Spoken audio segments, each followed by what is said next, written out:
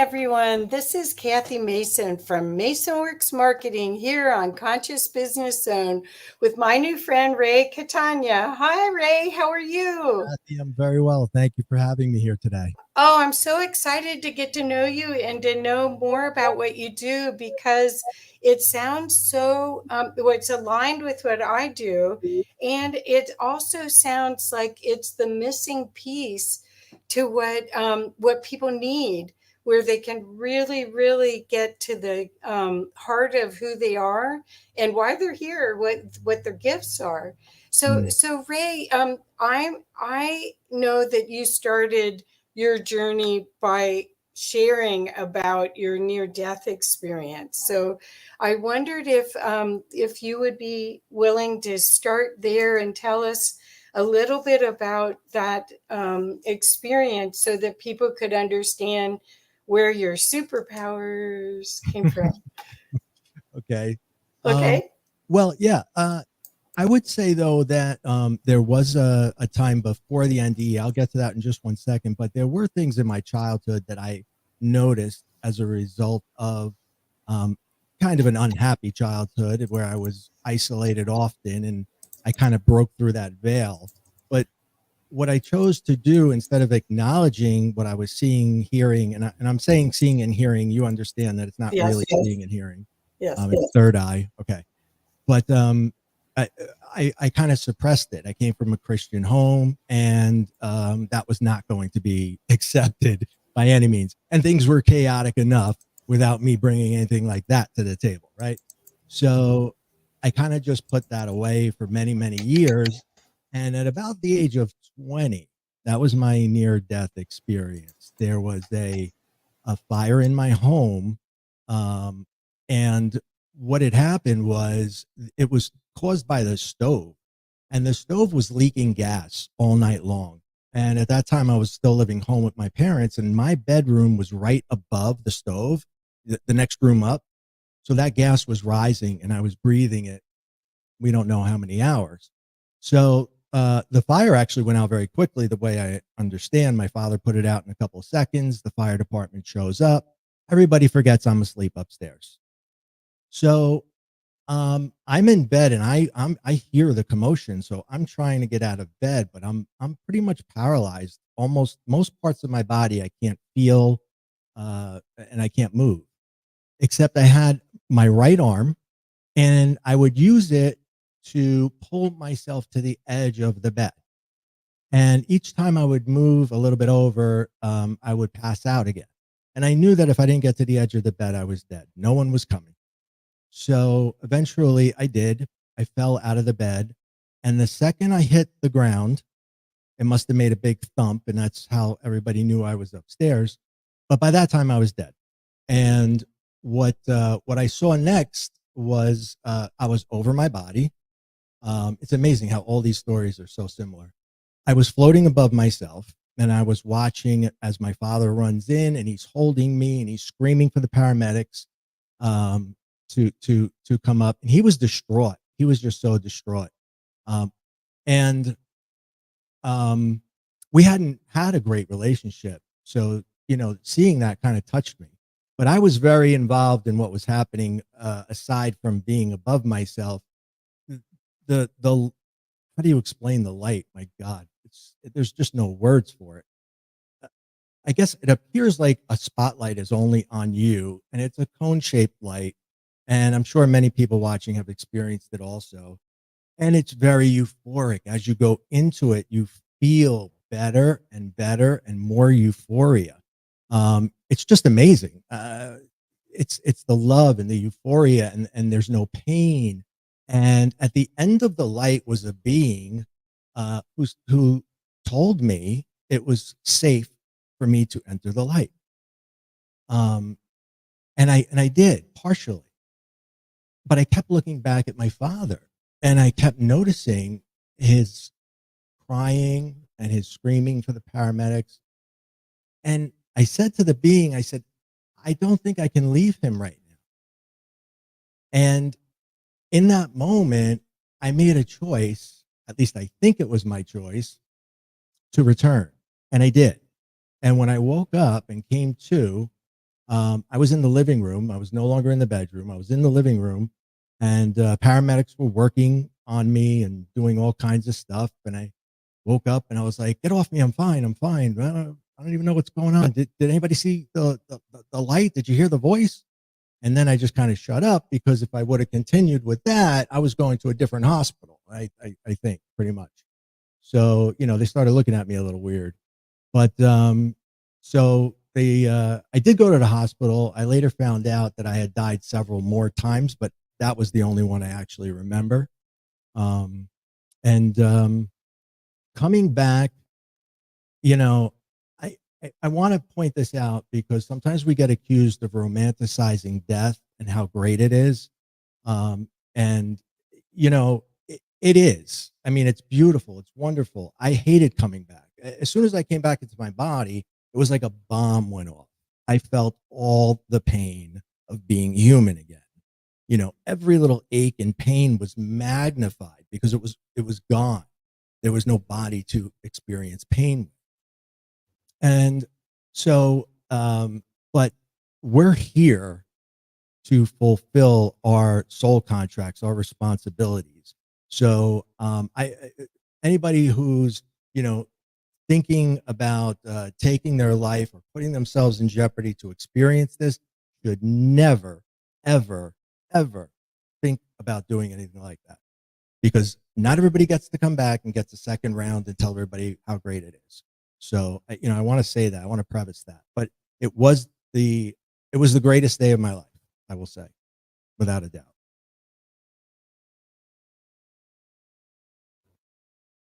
I lost your audio.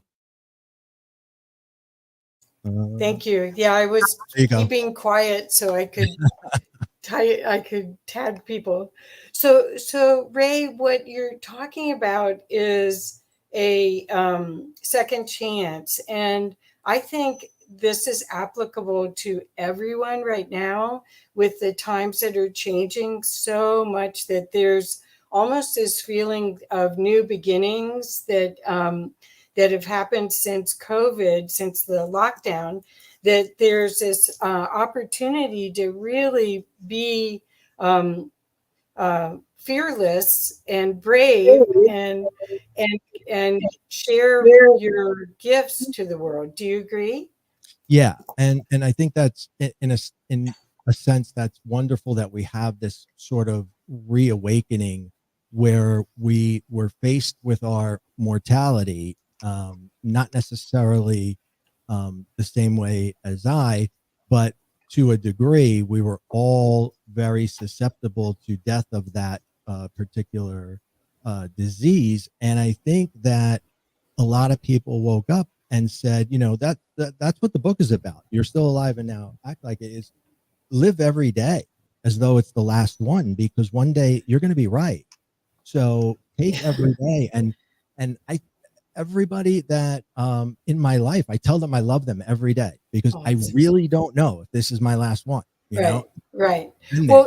Well, I think there's a different expression of yourself that's fearless after you have this experience, and your senses, as you mentioned that even in childhood you realized that you knew, so you saw, sense, knew. You had more than five senses, most likely, and Mhm. that this maybe amplified it or made you more courageous to play around with it, so that you could be in service. Because I think once you see any connection to the big picture of why we're really here and what we're really doing here, and that it's really an opportunity for consciousness to expand and grow and learn from us, it takes all the fear out of doing stuff, Yeah. of being seen. Almost every person that I've met over the 6 years of being a volunteer for IONS,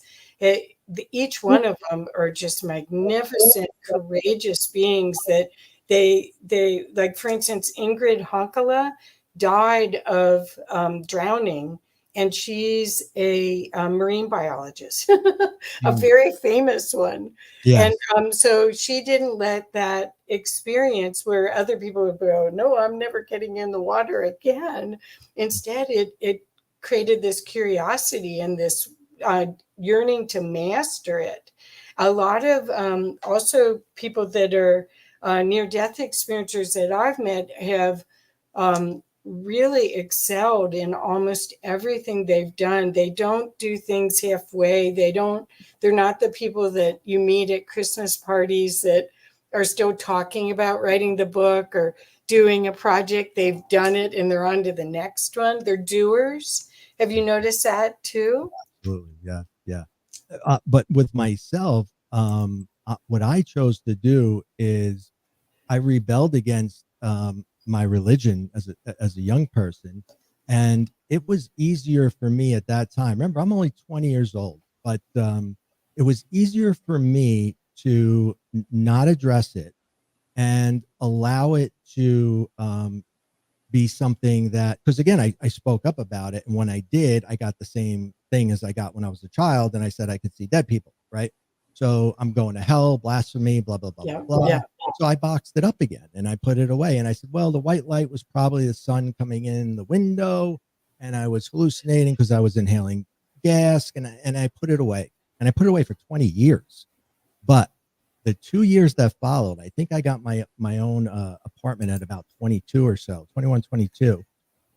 And I remember telling my friend on the phone, I said, my apartment is haunted. And they would not let me sleep. Okay. And it was everything that you could possibly imagine. They can mess with electricity, right? So that's a lot of things in your home, right? yeah. So I was being called, but I didn't know that then. I just thought my house was haunted. So I moved to another house. And guess what? That one was okay. So it's not the house, it's Ray. They're coming wherever I go. So I need to start accepting this as my new reality. But to turn it off during that period of my life, because I'm young and I don't fear death, and I work around chaos. I'm pretty much working for criminals at this time in my life, and I didn't care if I died. So that was my life. So I turned to drugs and alcohol, and I had a long stint with drugs and alcohol until eventually sobriety. Um, and that was the beginning of the new future. Coming out of rehab, I had just had two children, very young, 1 and 2 years old, and I said, I'm responsible for these tiny humans, and I'm changing everything from this day forward. And that's exactly what I did. And then I started to change my mindset, where I went into like what you're talking about, where you're fearless, but you're using it in business for good, and you're using it for your family for good. Right. I did that for a long time. Didn't tell anybody my little secrets just yet. That came later when I started, after I was divorced, and I started dating again, and the new my now wife was much more spiritual than I, pointed me in a direction when I started to reveal some of the things to her. Yeah, I understand that. It's safe to come out and play now, Yeah. but before it wasn't. Well, Lizzie, my friend Lizzie said, I just want you to know. She says, yes, same happened to me. My mom put me in a convent because of it. So when Mm. she started seeing people in her field and was telling people, so it wasn't safe. This is what she said next. That's great. So glad I'm listening to you. First time I'm listening to your My sharing. first Thank you, mentor Lizzie. was accused, not I guess accused of being schizophrenic, and was put in a psych Yeah, hospital for years by her parents. yeah, yeah, Uh, yeah. Well, we, that's what we I knew. I'd asked my siblings, "Did you hear that? Did you see that?" It was like, I'm not telling anyone because no one else saw it. weren't seeing But it. what was cool about it is the information, the field um, provided information that and I had other guides and stuff that provided information that helped me make better decisions than I would have than what was apparent. The game became different, a different game to play. That's all I can say. So, I oh, probably cheated death more times than anybody I know, because I listened to them when I was in a terrible situation. In the first book, I talk about, I think it's the first book. I'm in a shootout in a bar, Oh my and they God. told me how to get out of the bar. Literally said side door, side door, side door. And then, but I knew the side door wasn't the end because you can't get all the way out and you have to go down another hallway. But yet it was Uh-huh. side door, side door. So I just went with it. And then I saw the other door and I eventually got outside and escaped. And that's one of many times they saved my life. So as this is happening, I'm starting to accept this as my reality. Still not ready to tell anybody, but I'm Yeah. accepting as my reality. And when I'm at a stop sign and they say, don't go yet because another car is going to blow it on the other side, they're always right. And I always listen. Yep, yep, yep. And I'm so grateful. I mean, it's like they call that what sixth sense or whatever, but it really is that your life path, your soul mission is so much greater and than you know, and they can't really they want to make sure you get to fulfill it, right? I mean that you could have just sort of snapped back out of it, and you might not have been. Some people get multiple near death experience opportunities, but that's kind of a painful way to learn. Oh gosh, So yeah.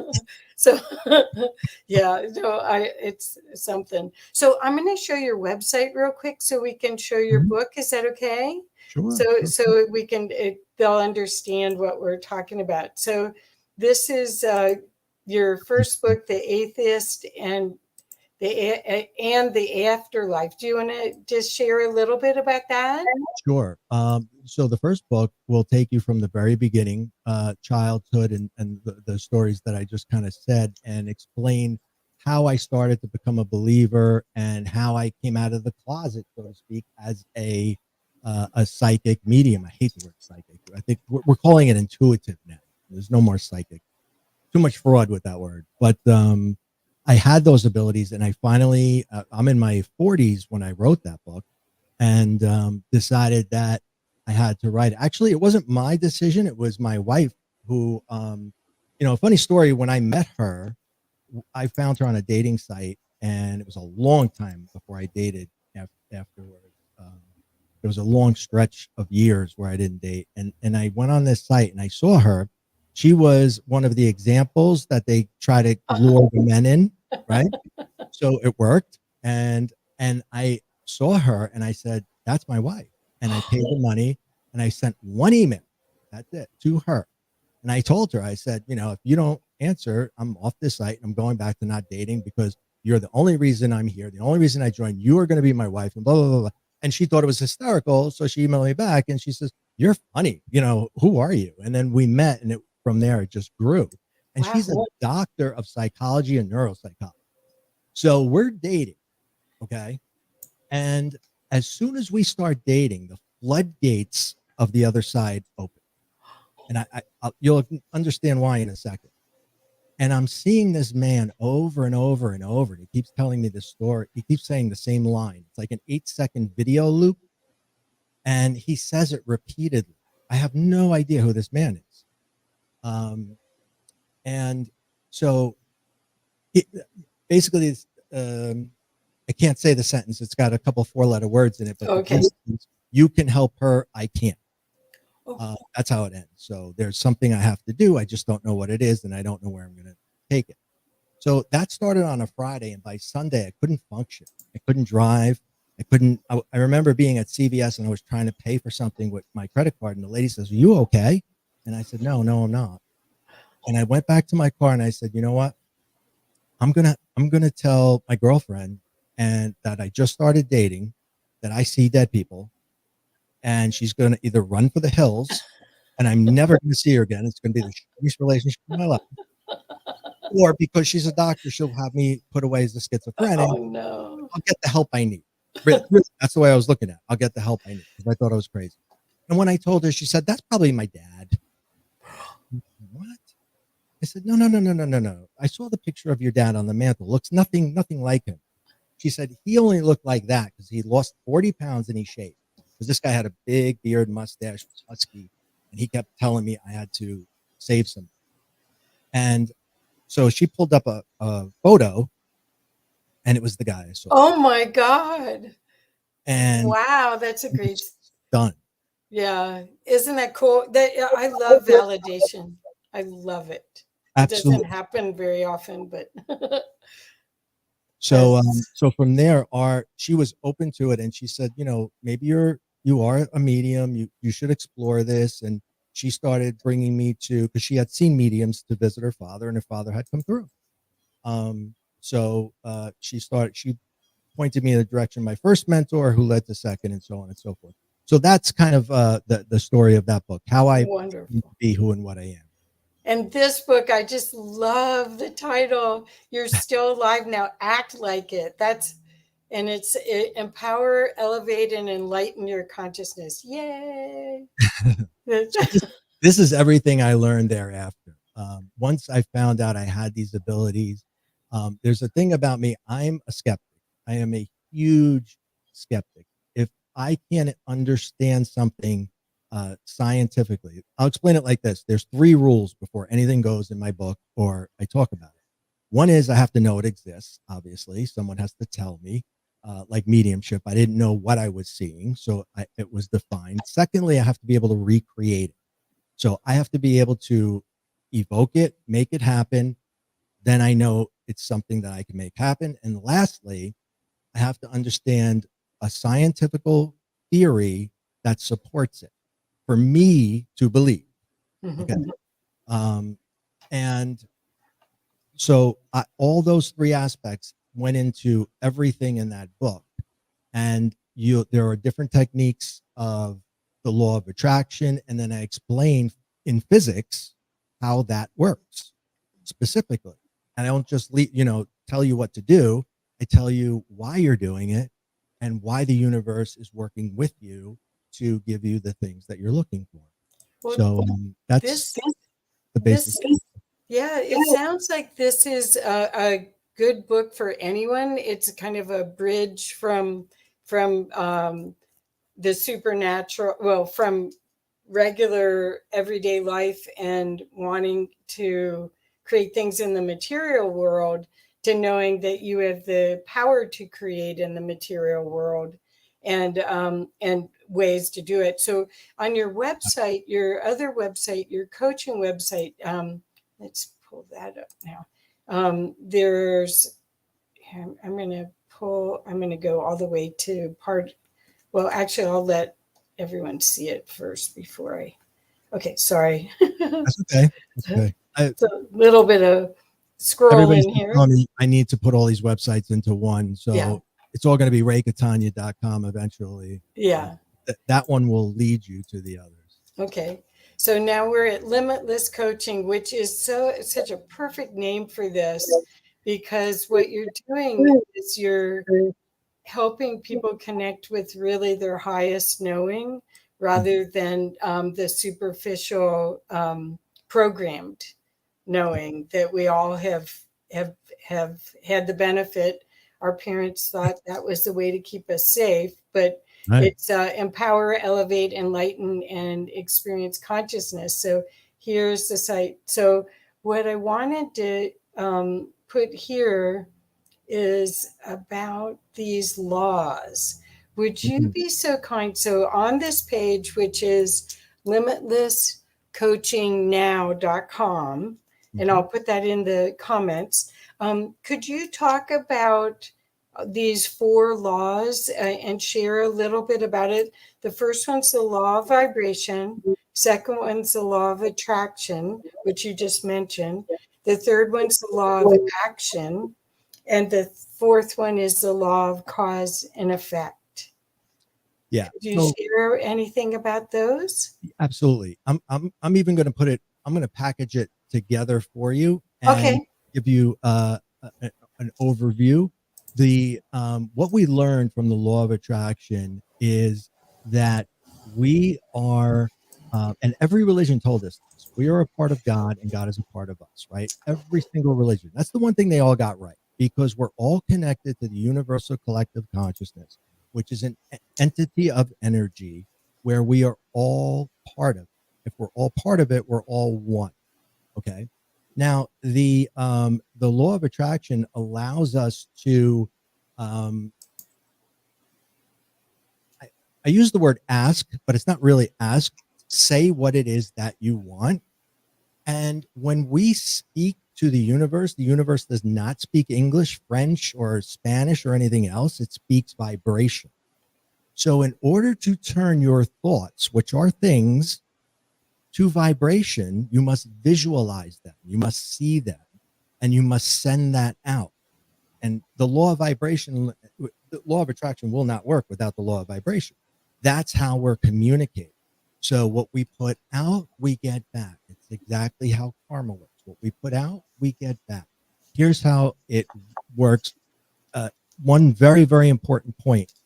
You never can say what you don't want, because remember, it doesn't speak English. So if you say, I don't want to be in debt, I don't want to be in debt, I don't want to be in debt, guess what's coming to you? Debt. Because all the interpretation, all you saw in your mind was I, the visual of yourself, and debt, which probably looks like a pile of bills in your mailbox, right? So how should you have said it? I want an abundance of money. I need an abundance of money. I shall have an abundance of money. Now the visual is the I and the abundance, however you visualize that. Maybe it's a big pile of cash, maybe it's a bunch of zeros in your bank account, but the visual turns into the vibration. The energy, and all energy is has a separate frequency. Tesla told us the secrets to the universe. He told us this in 1900. No, was anybody listening? I don't know why. Energy, frequency, and vibration. It's that simple. So when you ask for something, you must remember to put it in a positive tense. And what I teach when I coach is, when we think of a certain way, we wind up speaking that way. And this is important too. This will address some of the other laws. When you say something like, I have to drive my kids to school. No. You get to drive your kids to school. You are blessed with children. Many are not. You get to drive them. You get to raise them. You don't have to do anything. I have to go to work. No, you don't. You have a job. Be thankful. Go to your job and make money. Do what it is you love. If that's not what you love, then do something else.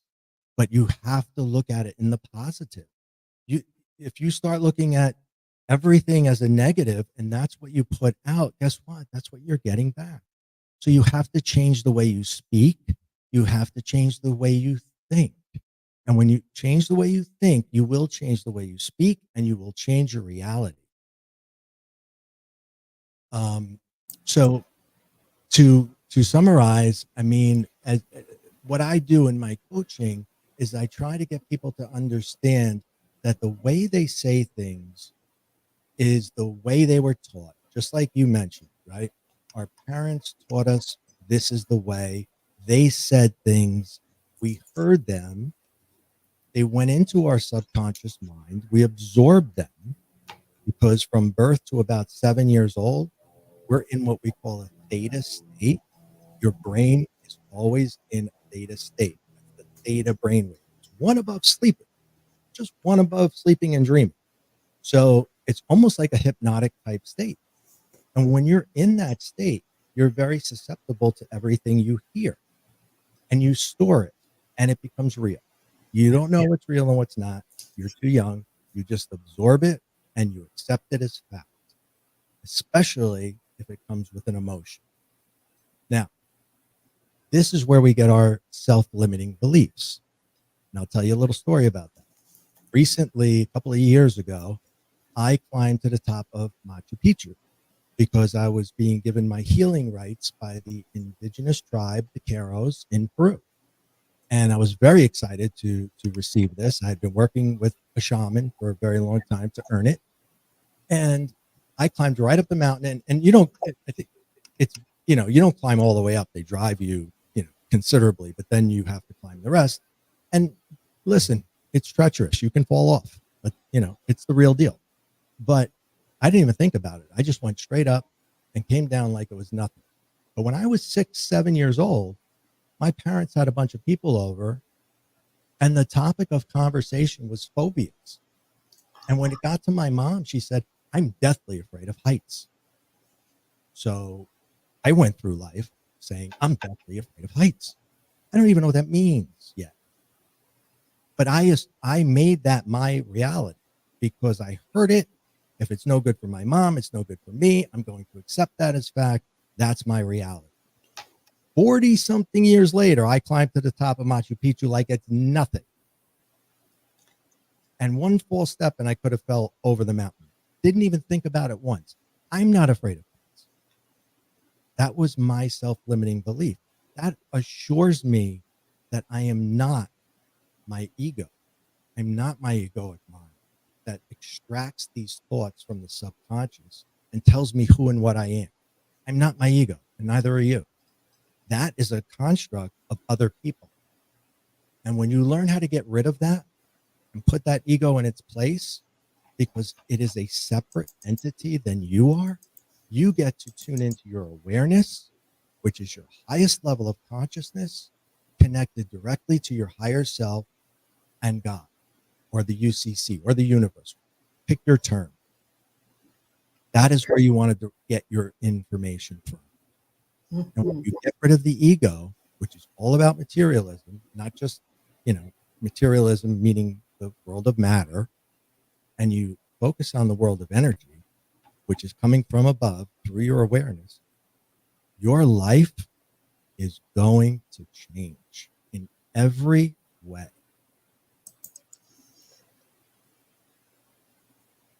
I can go on and on for about an hour. Well, what I love about this too is that you're explaining ways that people can have the spiritual awakenings that you've had without having to have these major disorienting experiences, because they're expansive experiences. It's from seeing each one of the triggers or the remembrances of trauma as a gift and as an indicator that there's something more to clean up, rather than stop story, living in the story. There's so many people that their story, they wear it on their sleeve. Mm-hmm. Mm-hmm. Right. It is good. It is good to get it out, whatever it is. You kind of got to own your stuff in order to get yourself to the next level. So you have to admit your faults, but once it's out, you let that go and do not allow that's part of your growth. Again, it's the way we look at everything, right? One of my favorite quotes, nothing is either good nor bad, but thinking makes it so. Exactly. Hamlet, right? Beautiful quote. Everything you look at, you have the choice. Is that good or is that bad? Is it a good thing I was in the shootout or a bad thing? It was a great thing because I learned that there's someone looking out for me or something that's going to help me, and I need to listen to the voice. Right. So sure, I could look at it like, oh, I was, a victim. I was not a victim. I learned more on that day than I would have ever learned in my entire life. That's another one of my top 10 days. You got to stop looking at this stuff as being bad. You choose what's bad. You choose what's good. Well, the other thing is that you become aware of your values, and you can see your values are really high in service to other. It isn't just about yourself. It's about the give back and being present to as a portal, I would say, to the divine, and prying those doors open for people, because I imagine most of your clients are feeling stuck in some way, and then they read your book and they go, wow, this guy's seen it all. If he can do it, I can do it. Right? Is that how it happens? Say that about 100 times. I am not special. I am not that bright. It took me 8 years to get through college. Okay, so don't look at me and think I'm anything fancy or special. I am not. I am a regular person. So if I can do any of these things, so can you. Trust me. Right. So this show is, in many cases, is a resource for servant leaders. So there's conscious business owners that put all of their energy into their employees and into their customers, and they don't really have time to search out resources like you for their own well-being and support. And so that's why I was so excited when I saw your site and I saw what you do. And the books are just, I love the second book's title. It's like, get over yourself and go use your superpowers. Um, but I can see that so many people are being triggered or being awakened. I guess it's not really triggered. They're the energies that we're going through for anyone who's starting to become sensitive or is already a highly sensitive being is maybe confusing.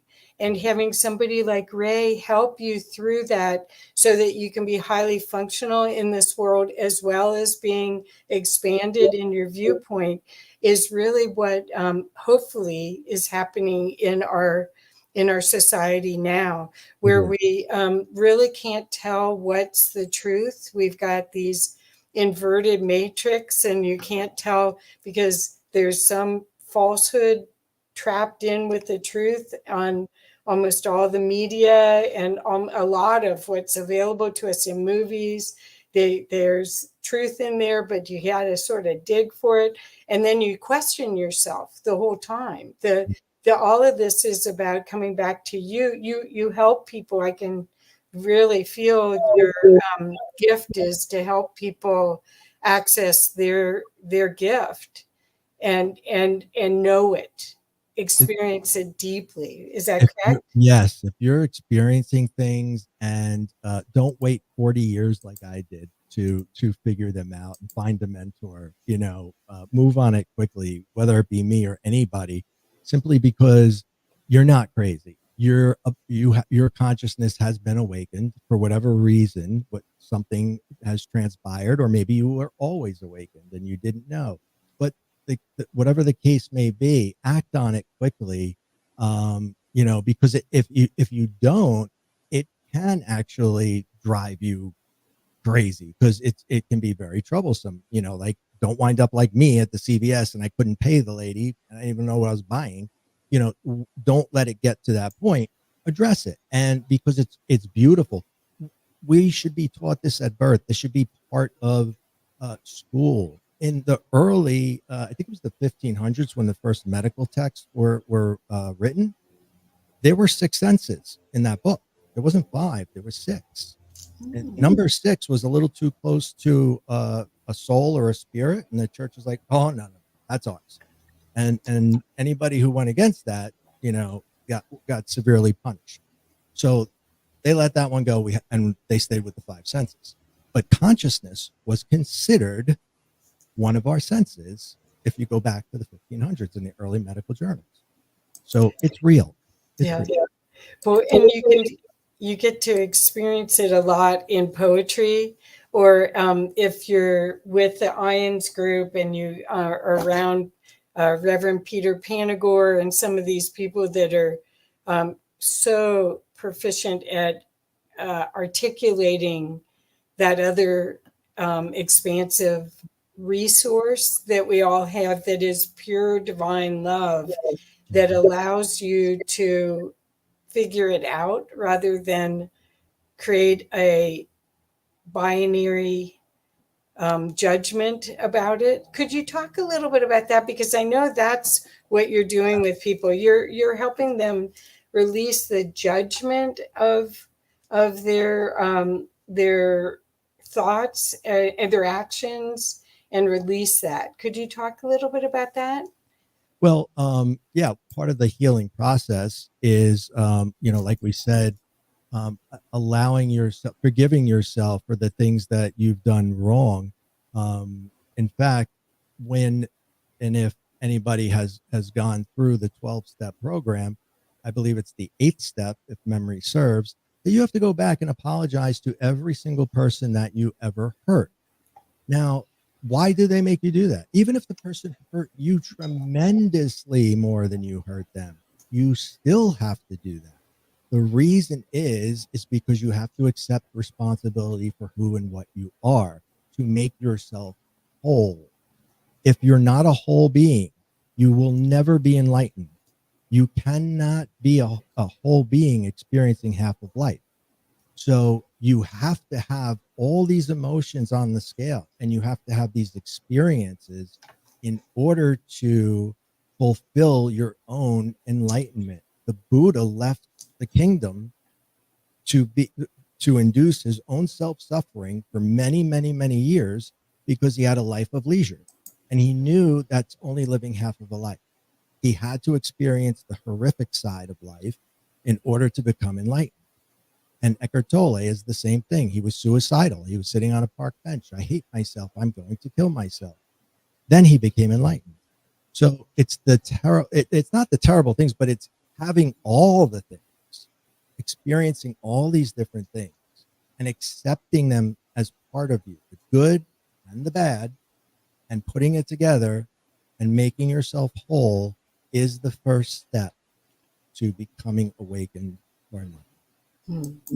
So the opportunity is to see the bigger picture and to play in it fearlessly, and to also realize that you are making a impact just by you changing your frequency. I mean, they talk about David Hawkins. Dr. Mm. Hawkins said that on the scale of consciousness, that if you had just a small group of people that were vibrating at a thousand, or I guess it's even lower than that, 800 or 700 and above, that it would impact, each person would impact 100,000 people.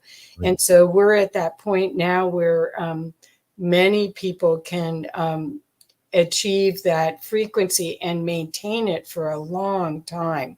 I think before you felt, or I saw that people were mostly doing it, in their morning meditation, or in prayer, or whenever they had their time, their alone time, their quiet time.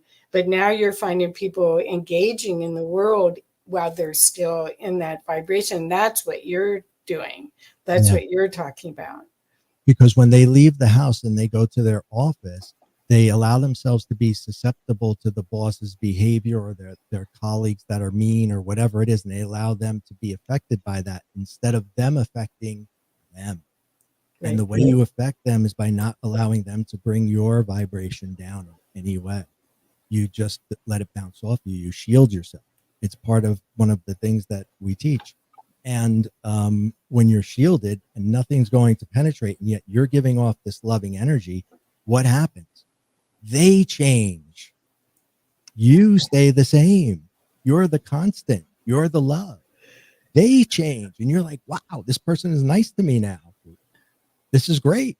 Yeah. Yeah. The other part of this is not only do you do that, but you can also talk to their soul. So you don't have to confront this reality. You can actually plant a seed of love and connection with their from soul to soul. And that definitely affects this reality. It's quite amazing. I want to ask a little more about your Peruvian adventure, because I have a dear friend and past client, Daniel Gutierrez, who has a retreat center in Peru and takes people to Machu Picchu. And what do you think about the prophecies that the Peruvians have, the eagle and the condor prophecy, and then the prophecies of these times that Christianity calls the end times? I mean, we're definitely in a cycle, a huge cycle, 26,000 years. What do you feel is happening? So I would say what I feel is happening is that we're getting to a tipping point where the majority of folks are starting to accept some of these other beliefs that others have, that are of a higher frequency. And it's amazing when we look backwards, we see that there were groups of people like the indigenous culture in Peru who accepted these things long before we did, and we think we evolved, right? And now we're trying to evolve to get back to what they already had and what they believed in. So you can see that, I think, and I'm hoping that this world that we live in is starting to have that tipping point. Once you get to a certain degree where you can affect, like you said, one person can affect 10 people, and you start getting to the point where it will become the norm, it will become what the regular way of life. And that is going to be the most beautiful thing in the world, because what we have to remember is that we're all a part of God. We're all a part of the universe. We're all a part of that entity, the universal collective. Call it what you will. So hurting your fellow man or woman is hurting yourself, because you're all one. So that has got to be the most important thing to remember every time you step outside your door. You harm somebody, you're harming yourself, because you're part of that person, and you cannot separate yourself. Yes. So you have to remember that when you're working and when you're playing and when you're doing whatever it is that you're doing, keep in mind that if you're not doing something good for somebody, you're hurting yourself. Right. That's perfect. That's perfect. I really feel that we've been in the dark ages and that we're going back to the Renaissance. And I don't know if you're familiar with the Law of One books that were channeled back in the 80s in Kentucky, in Lexington, Kentucky, of all places, or Louisville, Kentucky. There were a group of people that brought through a series of 5 books called the Law of One, and it was an entity called Ra, who was the Egyptian king Ra, but he has a planetary consciousness of seventh dimensional planet, and he, in that book, it said the last 26,000 years there were only a small amount of beings that could have ascended, and they were in Peru. Oh, And they chose to stay so that they could help all of us ascend now. that's So amazing. yes, so I think it's remarkable that that's where you ended up having I'm an not the only one experience. who have to, so many people go to Peru because we're drawn to it, and we don't know why, Right, right? right. There's something to it. There's something there. Yeah, well, there's in Egypt and all of this, that there's a consciousness that is bigger than we know, that wants to be revealed. And that's what's so beautiful about this time right now, is that there's so many people um, doing their best to process their trauma, their childhood trauma, like Mhm. what you were talking about, that 0 to 7 years where we adopted things that don't serve us now.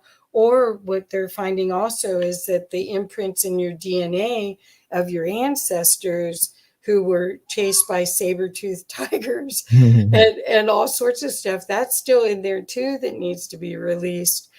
Because if we're going to be telepathic beings, we can't have all that stuff going on in our minds. We can't. We have to be able to speak from here. So this is just a beautiful conversation. Thank you so much, Ray. Oh, So I do want to segue to talk a little bit about the way that I met you was because you're going to be a speaker at the IONS conference coming up at the end of August and the first part of September near Washington, D.C. And I was going to show the conference website, if that's okay. of course. Yeah, please. So you can talk a little bit about what your offering is for there. Okay. First, let me praise Ions, because they are such an incredible, loving, professional organization. I love them, and everybody there. It's just so beautiful to see a group like this come together. Yeah. It's amazing, and they are attracting more of the same beings. Sorry, go ahead. I mean, No, I go right ahead. What I wanted people to know is the website is conference.ions.org, And I've been a volunteer for 6 years, and I love interviewing all these amazing people like Ray. And I don't know that I would have gotten to meet him. Sorry about that. That flipped it out. I don't know that I would have gotten to meet you if it wasn't for Irons. But what the opportunity there is to help people that have had experiences that didn't have the confidence or the words or um, the support system Mm. to share their journey with anyone, be with like-minded people, and be fortified and enriched by the language and the words of the metaphysical experiences, so that they could heal and embrace who they are fully. Because that's real, and that's what you're doing in your work too, Ray, is helping people really be that beautiful being that they are, without all the fear of being seen, Yeah. Yeah. right? It's, yeah, for me, that was one of the hardest things for me to do, was to, come out of the world I was in and to say, this is the real me. This is what I can do. This is what I have seen. And, it's very, very hard. So I get it. But find a like-minded person, come to the conference, please. I'm not saying just to see me, just come to see anybody there, because everybody's going to be able to help you, no matter who you speak to. What the reason I love going to it is, this is, as I said, my 6th year of being a volunteer. There is almost like a bubble around the event. There's at least 500 people, and then there's 200 or more people online watching it virtually. And the frequency of love for the people that are expressing, they remember Mm. the space of unexpressible love that they are, and they're doing their best in their human form to have the journey to express it. And it's palpable. I mean, I remember coming into it going, wow, this feels like home. And I had never been around that many people that were just going about their daily life being in that field.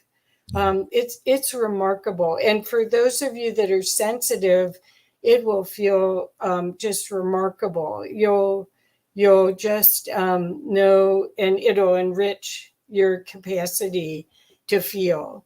So, Yeah. so Ray, will you talk a little bit about what you're going to talk about there? Sure. Yeah. So my presentation is Sunday, which is the 3rd of September. I'm at 2:45 p.m. and I'm in the Washington Ballroom. And what I'm going to be going over is much of the contents of the second book, the things that led up to me having a major spiritual awakening. Um, um, I tried to extract to the best of my ability, because I only had 60 minutes to condense this into. But you'll take away the 7 top highlights when you leave there that you can use to evoke your own spiritual awakening. It's exactly how I did it. I explain the story behind it. I explain a little bit of the science. I'm trying to explain as much as I can in a short period of time. But if you want the whole thing, it's all in the book. But I think that I'm calling it Be Limitless, 7 Steps to a Mindful Takeover, Evoke Your Own Spiritual Awakening. And I hope everybody comes to and takes something away from it, because, that's the only reason that we do this. So take advantage of it. Yes, I hope I get to, as a volunteer, they have me working, so I never know when I get to. It's kind of crazy. I don't get to see that much of it, but I do get to see the recordings, so Mm. that helps a lot, because then if every dinner for like 6 months or whatever, 4 months, watch one of them. But what's the opportunity is this beautiful opportunity to be around an organization that's been in existence. This is its 41st year. Raymond Moody was part of the original cast in it. And there's an opportunity to be with people that have had these experiences. And this year, a lot of the speakers have had spiritually transformative experiences, not just near-death experiences. So people like me that saw something without having to have a car accident or have physical problems for the rest of my life. Somehow I was popped into it. But what you're going to see is that everyone has the capacity to have superpowers. And that's why I was so glad to meet you, Ray, because you're helping lots of people evoke and have fun with their superpowers, right?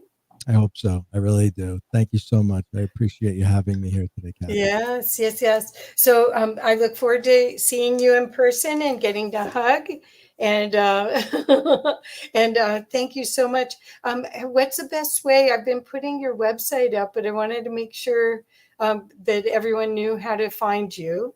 RayCatania.com is definitely the best way. And if anybody contacts me through that website, I answer them all. It doesn't matter how long it takes.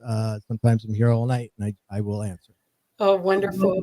Well, I'm so glad to meet you. And this is such an exciting time when people say, what, I don't ever want to come back to Earth. What am I doing here? And then you think of like, wow, you couldn't have been here in a more exciting time to see the changes and the upgrades and the opportunities to make a big difference. So let's see what, let's see, Arc 5. Oh, and Lizzie put, thank you both for a wonderful show. Very similar resonance to mine. And it's so beautiful to see us human beings embracing who we are. And Oric 5, thank you for being here too. She put, thank you, Ray, for a marvelous presentation. So yes, you'll see the we're all finding each other.